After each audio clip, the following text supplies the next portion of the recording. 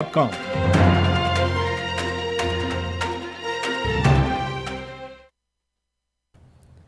The news at this time comes to you with the compliments of Eureka Medical Laboratories. I am Deanna Jordan. A very good morning to you. First, the lead stories.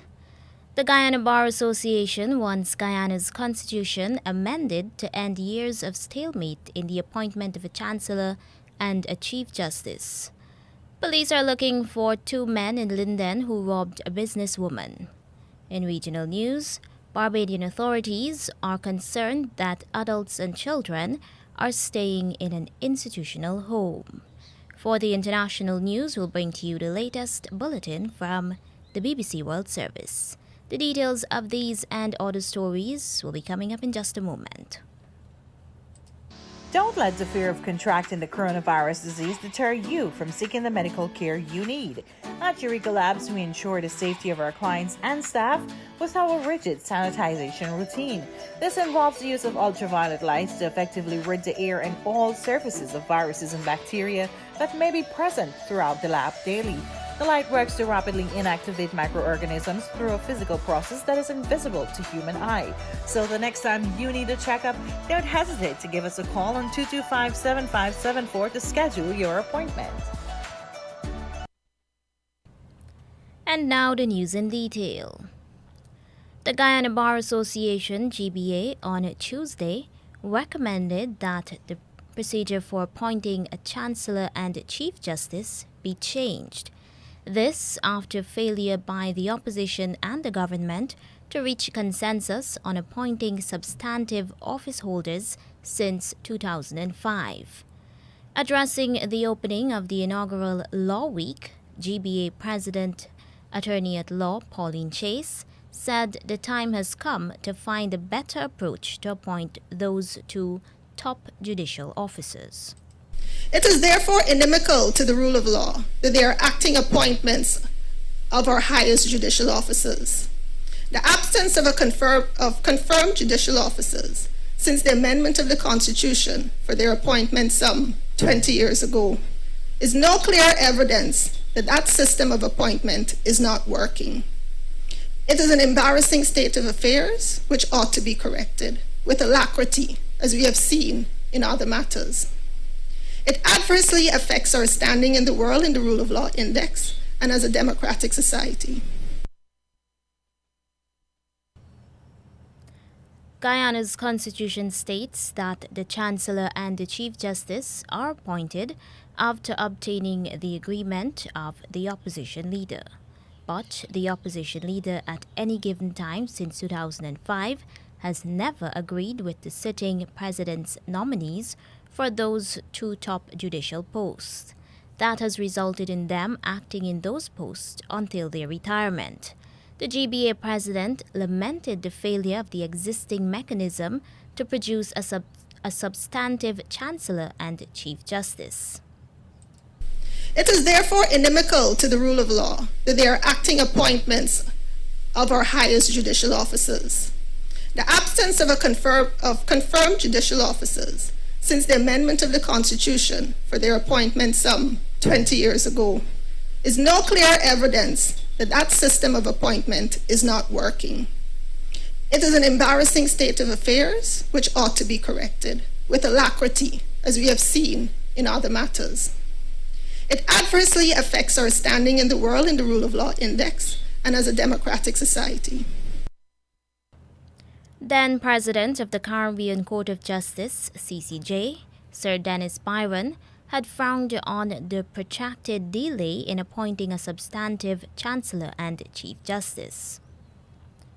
Chairman of a Partnership for National Unity plus Alliance for Change, Aubrey Norton, says that incoming opposition parliamentarian Valda Lawrence will be responsible for finance.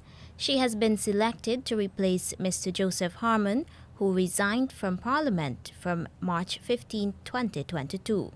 Mr. Norton, who is also leader of the People's National Congress Reform, says Ms. Lawrence was chosen after economist Carl Greenidge was not available. I'm in the public domain as saying that our first choice would have been Carl Greenidge. but he's performing the critical role of working on the Guyana-Venezuela territorial issue. And when we looked at the list, the next person that would bring to bear those skills and had the experience, Walter Lawrence stands out. And therefore it was based on that the party chose Walter Lawrence as somebody with experience and competence in accounts and finance to be the person to join and complement the team. Ms. Lawrence, who is an accountant by profession, is a former chairman of the bipartisan Parliamentary Public Accounts Committee. The opposition People's National Congress Reform (PNCR) led a Partnership for National Unity plus Alliance for Change (APNU plus AFC) has officially asked the Chief Election Officer Vishnu Prasad to select Aubrey Norton and Walter Lawrence to replace two now resigned parliamentarians. Chief Elections Officer Vishnu Prasad confirmed receiving correspondence concerning the replacements for Dr. Nicolette Henry, who resigned from March 31st, 2022, and Mr. Joseph Harmon, who resigned from March 15th, 2022. An aide close to APNU plus AFC representative of the list, David Granger, confirmed that the letter dated April 4th, 2022, was dispatched to the Chief Elections Officer. Mr. Granger told the Chief Elections Officer that APNU has resolved, with the knowledge of its partner, the Alliance for Change, Mr. Norton and Ms. Lawrence, have been extracted from the list of candidates to fill these vacancies.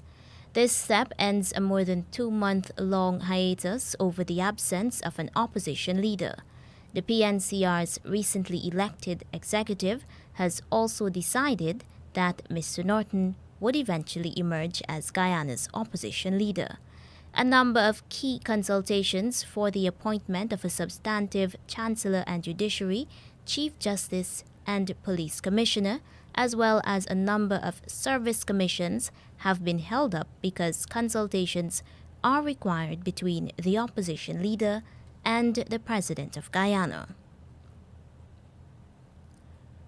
A vendor of the La Penitence Market in Georgetown was Tuesday struck down by a minibus and killed. Dead is 59-year-old Deborah Salikram, also known as Auntie Sulky, of West Rheinveld Housing Scheme.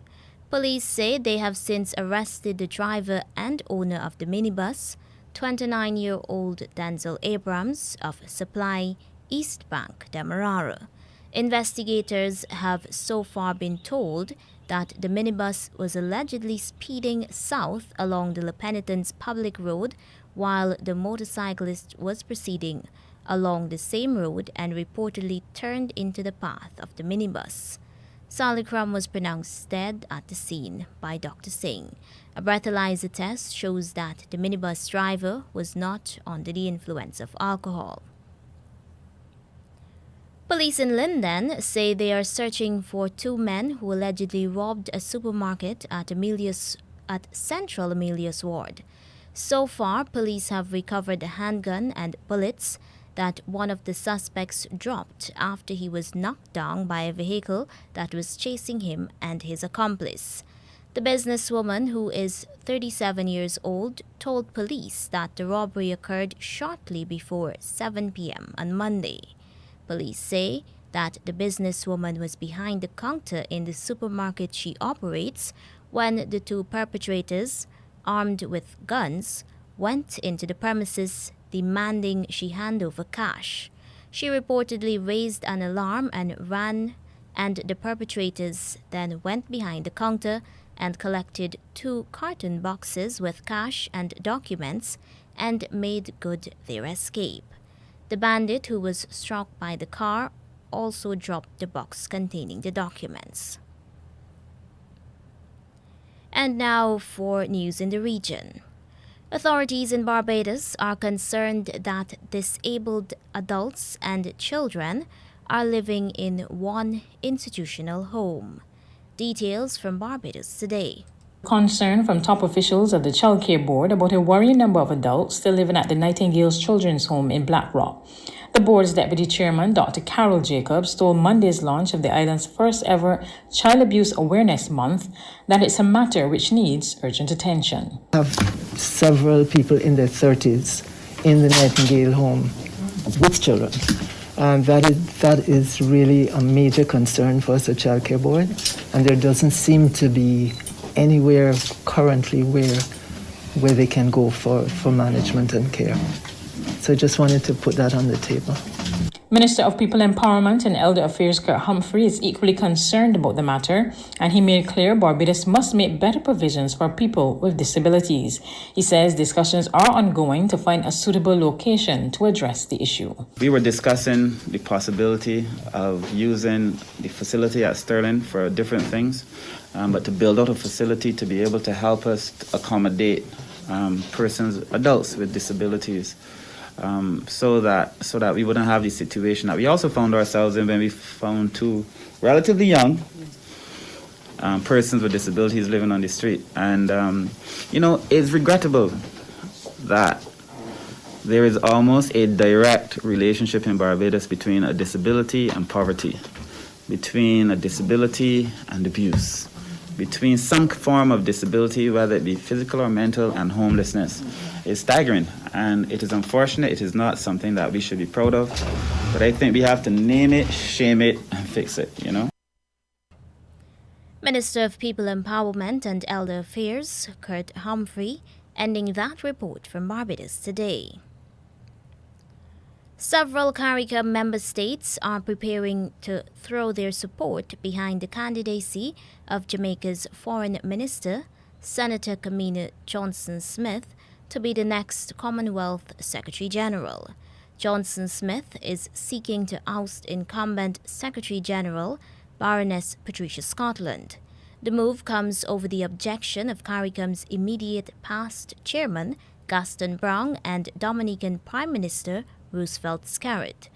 The Antigua newsroom reports that it's understood that several regional leaders have called for an emergency meeting this week to address what is being described as a mischaracterization of the position taken by the heads of government at a meeting last month. Regional sources say at last check there were only 3 sure CARICOM votes to re-elect Baroness Patricia Scotland to the post of Commonwealth Secretary-General. The regional body has 15 members. It's not immediately clear whether Senator Johnson-Smith commands all remaining 12 votes, but it's understood that the Jamaican foreign minister is expected to also be supported by influential Commonwealth members such as the United Kingdom, Australia, and several influential African nations. The Bahamas is calling for stiffer penalties for sexual offenses.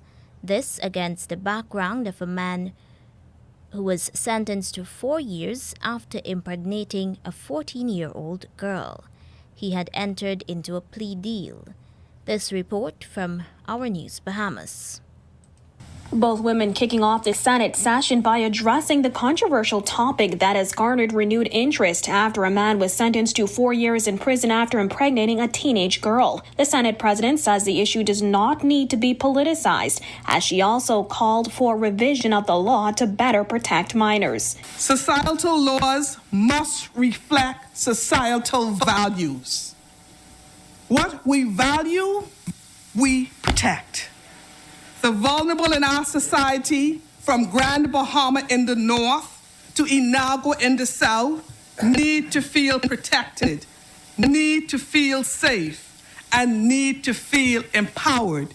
This is not about politics. Last week, Acting Director of Public Prosecutions Franklin Williams spoke of highly sexualized young people when asked by a reporter to comment on criticism that the 4-year sentence was too lenient. While many said Williams' comments amounted to victim blaming, National Security Minister Wayne Munro disagreed and argued that having sex with a person under the age of consent is not rape. Munro told reporters that the girl consented to sexual intercourse, even though she was below the age of consent, which is 16 years old in the Bahamas. His comments ignited fury in many circles, with some calling for his resignation. Adderley insists efforts must be made to strengthen the response to incidents like this. The law needs to protect the vulnerable even from themselves. Sexual predators should be locked behind bars for a significant period of time and fully rehabilitated. Opposition Senator Michaela Barnett Ellis endorsing Adderley's contribution, saying the Bahamas has deep-rooted patriarchal gender stereotypes. Barnett Ellis also advocating for the passing of the Gender Violence Bill and specific amendments to the Sexual Offences Act when it comes to marital rape. We don't need to be like Jamaica, where marital rape is a separate offense. An amendment to remove those 5 words, to delete Section 15, and to state that offenses apply irrespective of the nature of the relationship between the perpetrator and complainant, would remove the exception to the definition of rape that discriminates against married women. Reporting for our news, I'm Jasmine Brown. And now for the international news, here's the latest bulletin from the BBC World Service. BBC News. Hello, this is Jerry Smith. European Union leaders are facing growing pressure to sanction Russian energy exports in the face of accusations its troops have carried out war crimes in Ukraine. The EU Commission is proposing a ban on Russian coal exports as part of a 5th package of sanctions. But the head of the European Council, Charles Michel, said Russian oil and gas would need to be targeted sooner or later. Here's Danny Aberhart. Russia's the largest supplier of gas and oil to the EU. Germany depends on Russia for about half of its gas imports and a third of its oil. Reaching consensus on banning Russian coal imports is relatively easy, but the situation is much more complicated with oil and particularly gas. Ukraine says the vast sums the EU funnels to Russia daily for energy feeds Moscow's war machine, and that Ukrainians are paying for this with their lives. Many politicians fear cutting Russian oil and gas will hit their economies. Other Western allies, including the United States and Britain, are also set to impose additional sanctions on Russia. NATO foreign ministers will also discuss sanctions later in Brussels. Its Secretary-General, Jens Stoltenberg, said Moscow would redouble its efforts in Ukraine's eastern Donbass region in the coming weeks. Here's Paul Adams.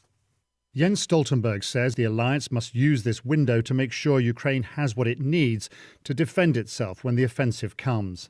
The US has just approved another $100 million worth of Javelin surface-to-air missiles. And yesterday it emerged the Czech Republic is sending a number of Russian-made tanks to Ukraine and may have been doing so for some time. Russian forces continue to shell cities in eastern and southern Ukraine and strike targets elsewhere with missiles. Ukraine's second city, Kharkiv, saw intense shelling overnight. There was also further artillery attacks in parts of Luhansk and Donetsk regions. Hungary has summoned the Ukrainian ambassador as relations between the two neighbours worsen. The Hungarian foreign minister said Ukrainian leaders should stop insulting Hungary and respect its people's will. Mr. Zelensky has repeatedly told Hungary's right-wing Prime Minister Viktor Orban that he must choose which side he's on in Russia's war on Ukraine. Considered an ally of Vladimir Putin, Mr. Orban had just been elected for a 4th term. The Netherlands says it seized 14 Russian yachts, including 12 under construction as part of Western sanctions. Here's Anna Holligan. In a letter submitted to Parliament, the Dutch Foreign Minister explained that while there are no Russian super yachts currently anchored in the Netherlands, there are 12 vessels with Russian ties under construction at 5 Dutch shipyards. Another 2 Russian-linked yachts, which were being fixed in the Netherlands, have also been seized. Anna Holligan. You're listening to World News from the BBC. Israel's governing coalition has lost its wafer-thin majority after one of its MPs, who was also the coalition chairwoman, quit. Idit Silman, a religious conservative, said she could no longer take part in, as she put it, harming the Jewish identity of Israel. Naftali Bennett's diverse coalition now has 60 seats, the same as the opposition. Ms Silman had strongly criticised the health minister for telling hospitals to allow leavened bread products during the upcoming Passover holiday. This conflicts with Jewish tradition, but it had been ordered by the Supreme Court. Iran's nuclear chief says Tehran has provided documents to the UN nuclear watchdog related to outstanding issues over its nuclear program. Last month, Iran and the IAEA agreed a 3-month plan to try to resolve what's been a long-running point of contention over uranium particles found at old undeclared sites in the country. If resolved, it would further help clear the way to reviving the 2015 nuclear deal. The police in Germany have arrested 4 suspected neo-Nazis accused of indoctrinating young people and training them for street fighting. The 4 ran a sports group known as Knockout 51 in the eastern city of Eisenach. The group is believed to have ties with other far-right groups across Germany. The British singer-songwriter Ed Sheeran has won a High Court battle over whether he copied another artist's song when he wrote his 2017 hit Shape of You.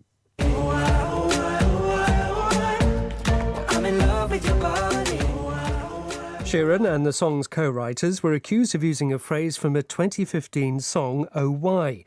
The judge decided that while there were similarities, he ruled that they neither deliberately nor subconsciously copied the earlier song. And that's the BBC News. The news was brought to you with the compliments of Eureka Medical Laboratories. A COVID-19 PCR test is now mandatory for many routine activities, including travel and return to work purposes. At Eureka, our trained and experienced staff will ensure confidentiality while your test is conducted in a professional and timely manner, which results in just 48 hours. So the next time you require an efficient and hassle-free PCR COVID-19 test, call 624-8378, 608-8378, or 623-7233 to schedule your appointment. You can also ask about our house call testing service. Here now is a recap of the leads. The Guyana Bar Association wants Guyana's constitution amended to end years of stalemate in the appointment of a chancellor and a chief justice. Police are looking for 2 men in Linden who robbed a businesswoman. In regional news, Barbadian authorities are concerned that adults and children are staying in an institutional home. And that's the end of the news.